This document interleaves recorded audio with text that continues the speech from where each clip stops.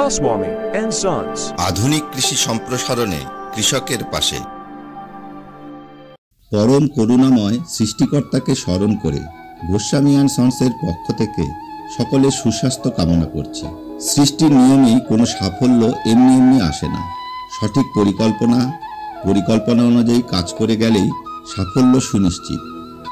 প্রিয় চাষি ভাই, ইতিমধ্যে আলু রোপণ সম্পন্ন করেছেন।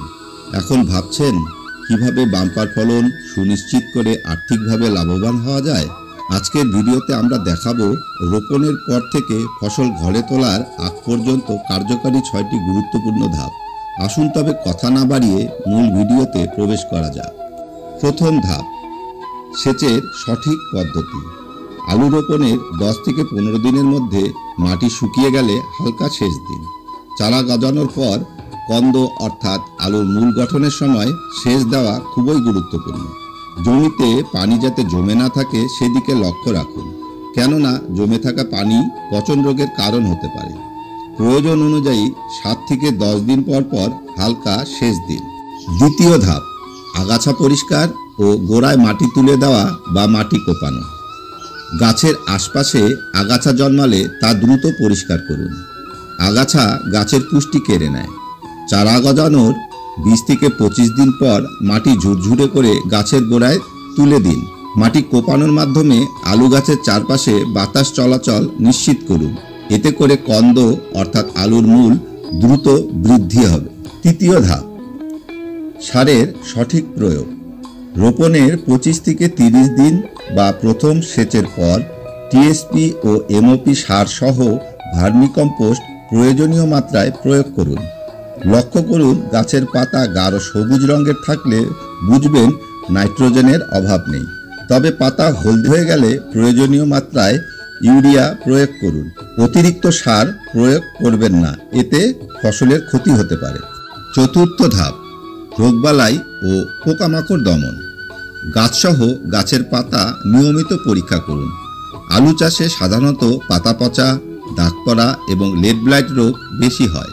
লেড ব্লাইট রোগ প্রতিরোধে ম্যানকোজেব যোগ সাইমোক্সালিন গ্রুপের ছত্রাকনাশক ব্যবহার করুন।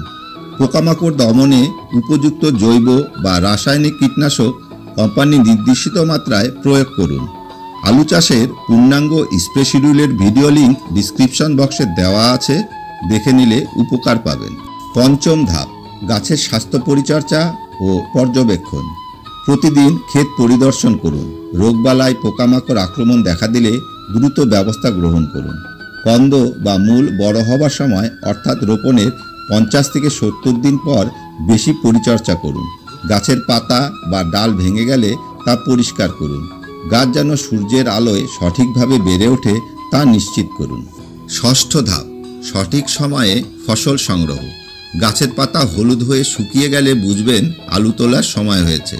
সাধারণত জাতভেদে 80 থেকে 95 ও 100 থেকে 120 দিনের মধ্যে ফসল সংগ্রহ করতে হয়। আলু তোলার সময় সতর্ক থাকুন যেন আলু ক্ষতিগ্রস্ত না হয়।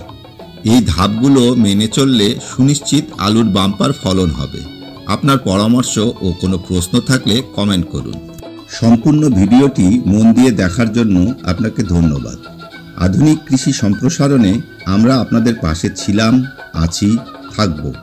আপনিও চ্যানেলটিকে সাবস্ক্রাইব করে বেল বটনে ক্লিক করে লাইক, শেয়ার ও কমেন্ট করে আধুনিক কৃষি সম্প্রসারণে আমাদের পাশে থাকবেন আশা করছি। ধন্যবাদ।